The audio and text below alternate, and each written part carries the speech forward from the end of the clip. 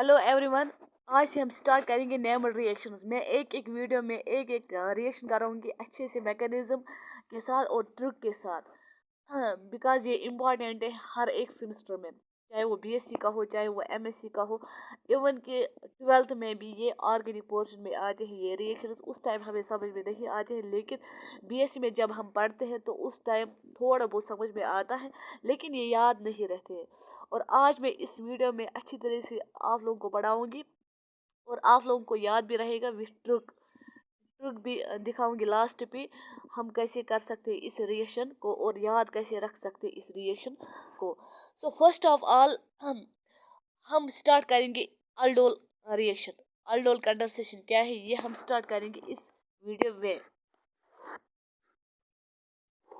So what is aldol reaction? Aldol reaction को हम aldol condensation भी बोलते हैं। अल्डोल कंडेंसेशन भी बोलते हैं। इस रिएक्शन में आप लोगों को बस सिर्फ इतना याद रखना है कि कंडीशन ये है कि alpha hydrogen should be present. अगर हम दो सबस्ट्रेट की रिएक्शन कराते हैं तो एक सबस्ट्रेट को at least one alpha hydrogen present होना चाहिए। अब बोलेंगे आप लोग अल्फा हाइड्रोजन क्या होता है? अल्फा हाइड्रोजन वो होता है जो फंक्शनलिटी का जो अगर कोई भी फंक्शनल ग्रुप हो अटैच, लेट्स सपोज हम इसमें लेते हैं कार्बोनिल ग्रुप। कार्बोनिल ग्रुप में अगर कार्बोनिल ग्रुप में अगर एडजेसेंट कार्बन पे या मतलब इस कार्बन को हम बोलते हैं एडजेसेंट कार्बन, ये कार्बोनिल ग्रुप है, ये फंक्शनलिटी ग्रुप है। और इसके जो इधर साइड या राइट साइड या लेफ्ट साइड से जो भी कार्बन होता है उसको हम बोलते हैं अल्फा कार्बन। और इस पे जो हाइड्रोजन्स होते हैं इसको हम बोलते हैं अल्फा हाइड्रोजन्स। यही एक मतलब किसी भी पार्टनर को अल्फा हाइड्रोजन प्रेजेंट होना चाहिए, देन ये रिएक्शन हो सकती है। सो अगर हमें कोई बोले व्हाट इज अल्डोल कंडेंसेशन, आप लोग बताते हो कि इसमें अल्फा हाइड्रोजन प्रेजेंट होना चाहिए, लेकिन ये रिएक्शन क्या है, असल में क्या होता है इस रिएक्शन में? तो हम डिफाइन कर सकते हैं, it is the condensation of aldehydes और कीटोन। हम सेल्फ कंडेंस भी कर सकते हैं, इसमें क्रॉस कंडेंस भी कर सकते हैं। सेल्फ कंडेंस अगर हम दो एल्डिहाइड्स को मिला देंगे इन प्रेजेंस ऑफ बेस, तब भी हम ये रिएक्शन कर सकते हैं।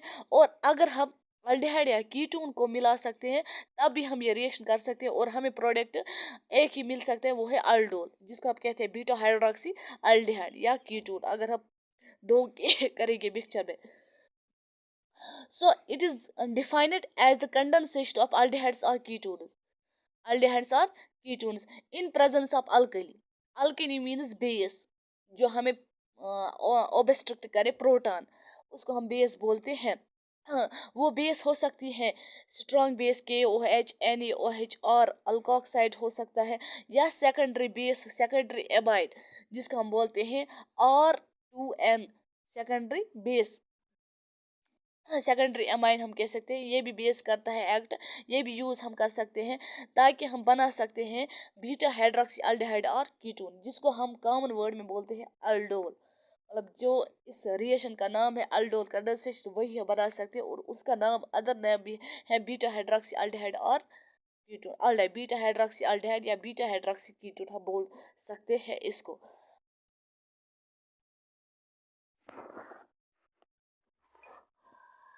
अगर हमें सीधे तरीके से याद रखना है कि ये अल्डोल कंडेंसेशन है, तो हम ये बता सकते हैं कि इंटरमीडिएट जो इसमें बनता है रिएक्शन के दरमियान, जो भी पार्ट रिएक्शन में हिस्सा लेता है उसको हम बोलते हैं इंटरमीडिएट। और हम अगर बोलेंगे जिससे ये रिएक्शन हो, मतलब अगर पहले हम एक सबस्टेट बनाते हैं, उस पे कोई चार्ज पार्टिकल होता है, फिर वही अटैक करता है उस जो मतलब दूसरे पे अटैक करता है, उसको बोलते हैं इंटरमीडिएट। और जो इंटरमीडिएट इसमें बनता है वो है इनोलेट। इनोलेट ये आप लोगों को याद रखें, इट्स वेरी इंपॉर्टेंट।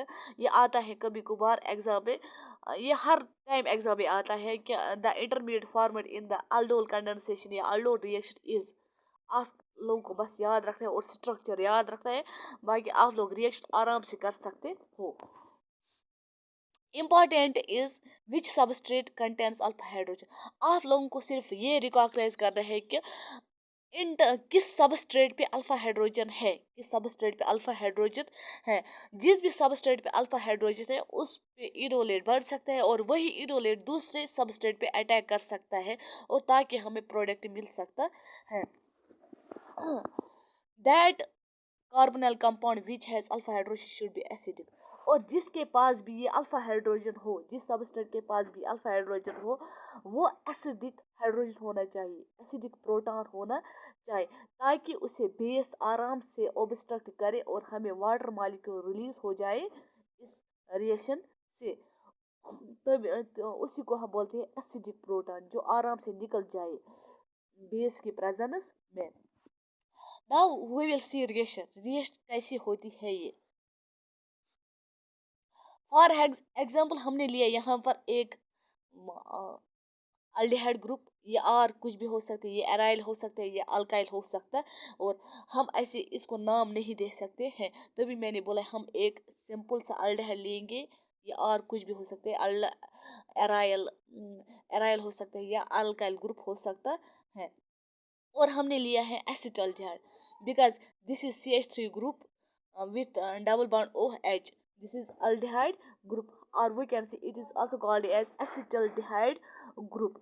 जब हम इसकी रिएक्शन करते हैं इन प्रेजेंस ऑफ बेस, तो ये हमें प्रोटॉन बेस, हमें हमें पता है कि बेस ऑब्स्ट्रक्ट करती है प्रोटॉन को।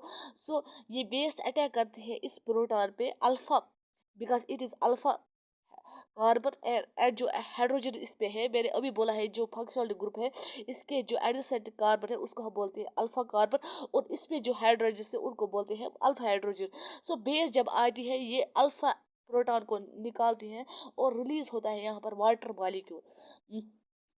और हमें यह भी पता है कि जब भी हाइड्रोजन निकलता है वो H पॉजिटिव निकलता है, वो अपने वो जो इलेक्ट्रॉन्स है ये कार्बन को देता है। और इनमें एक और रीजन भी है, जो ये कार्बन है ये मोर इलेक्ट्रोनेगेटिव देन हाइड्रोजन है, तभी जो कार्बन है ये अपनी और जो हाइड्रोजन के इलेक्ट्रॉन से अपनी ओर खींचता है और अपने ऊपर नेगेटिव चार्ज बियर करता है, और पॉजिटिव चार्ज जो ये हाइड्रोजन है ये ऐसे ही निकलता है H पॉजिटिव। ये एक और रीजन है। और हमें यहाँ पर बनता है इनोलेट, इनोलेट बनता है। ये इनोलेट इस वजह से है बिकॉज इसमें रेजोनेंस पॉसिबल है, कंजुगेशन पॉसिबल है। ये हम ऐसे भी लिख सकते हैं, इसको भी हम इनोलेट बोल सकते हैं, इसको भी हम इनोलेट बोल सकते हैं। लेकिन for making the easy reaction, easy के लिए, हमारे इजी के लिए हम इजीली रिएक्शन कर सकते हैं, हम यही यहाँ पर लेते हैं, यही स्ट्रक्चर लेते हैं, यही कैनोनिकल स्ट्रक्चर लेते हैं। ये भी लिख सकते हैं लेकिन ये भी हम अपनी इजी के लिए यही स्ट्रक्चर लेते हैं, और हमें बनता है अल्डोल। फाइनल में ये रिएक्शन है। अब हम देखेंगे मैकेनिज्म, मैकेनिज्म कैसे होता है।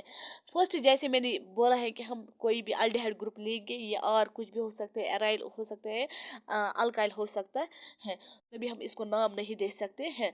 और ये प्लस हमने लिया एसिटल्डिहाइड, मैंने अभी बोला है जो भी CH2 ग्रुप अल्डिहाइड ग्रुप के साथ अटैच होगा उसको हम बोलते हैं एसिटल्डिहाइड।